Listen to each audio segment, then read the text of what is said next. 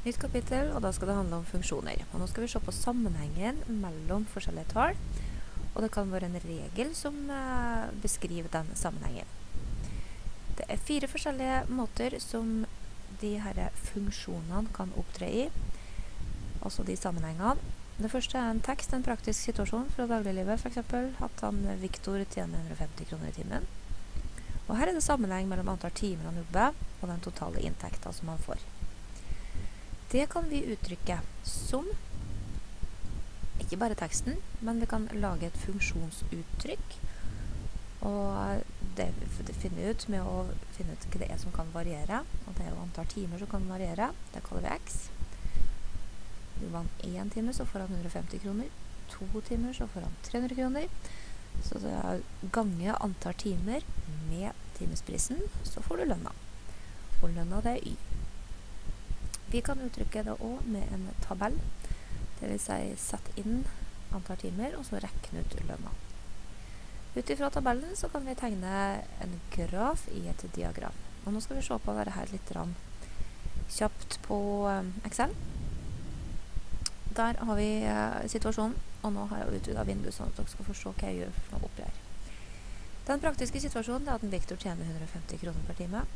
Funksjonsuttrykket har vi sett opp der. Y er lik 150 ganger x. Før så har dere fått spørsmål om å forklare hvorfor y er en funksjon til x, og det står en fryktelig trasig forklaring, eller litt uforståelig forklaring i boka. Men det vi skal forklare det er at verdien til y den er avhengig av hvilken verdi vi velger for x.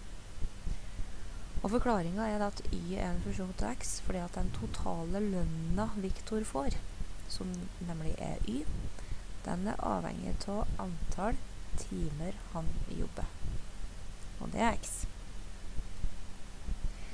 Vi lager oss en tabell, og der skriver vi antall timer, og så regner vi ut totallønn. Hvis vi velger noe antall timer fra 1 til ca. 20, og så setter vi inn, det var lett Excel regne ut, er lik, og så trykker vi på cella der, og ganger det med 150. Så tar vi også og kopierer formelen nedover. Når vi har en formel i en celle, så går vi ned i høyre hjørne, smalt kryss, og så kopierer vi nedover. Og da kan vi da sjekke i den nederste cella, C35 ganger med 150. Ja, det stemmer. Vi skal sette inn i et diagram. Da skal vi velge sette inn, og så skal vi velge punktdiagram med en linje mellom. Der har vi fått inn marker til ei celle for mye her, og så fikk jeg en fryktelig rar sånn der dataserie, skal vi se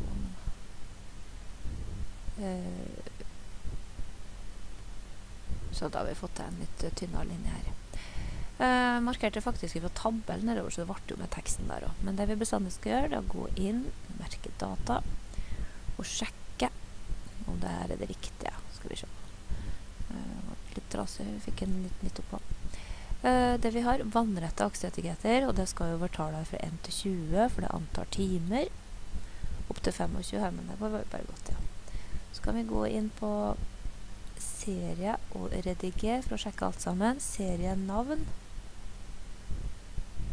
Ja, hva skal vi skrive? Serienavn, totallønn, der ja, for eksempel. Og så var det x-verdien, det er antall timer, den stemte. Og y-verdien, det er lønna. Så den er grei. Og da skal vi ta også gå på oppsett, diagramtitel, eller vi kan rett og slett, når det allerede ligger en titel her, nå kan vi gå inn der, og så kan vi skrive en ny titel. For at jeg vil endre totallønn til å skrive Victors lønn. Ja. Og lønna er grei, og så skal vi ha titler på, skal vi ha aksetitel, loddrett akse, rotert titel, det er sånn, og det er lønn. Totallønn i kroner. Da kan jeg bare klikke meg inn der, så får jeg det. Den teksten. Jo, det er ikke det. Da må jeg legge den inn en gang til. Totallønn i kroner. Ja. Og så var det på innad i diagrammet for å kunne gå inn på oppsettet, altså aksetittel på vannrett akse, og det er antall timer. Arbeidstimer. Sånn. Så har vi faktisk fått til et helt perfekt diagram med graf som viser sammenhengen mellom antall arbeidstimer og totallønn. Vi skal ta en bitteliten smugkikk på GeoGebra for å se hvordan vi kan få til oss å skrive det der. Der har vi GeoGebra. Et funksjonsuttrykk i GeoGebra skrives. Nå fikk ikke dere se det da, skal vi se her. Jeg minimerer vinduet, så ser dere det. Når jeg skriver inn her, så skal det stå f av x er lik, og da var det 150 ganger x. Da får vi opp en funksjon, og nå ser vi da at denne grafen her er veldig, veldig bratt. Og da kan vi faktisk da også justere litt på innzoominga på egenskaper på x-aksen. X til y-akse, hvis vi velger den for eksempel 1 bortover langs x-aksen, da har du 200 oppover langs y-aksen, da får du den litt likere.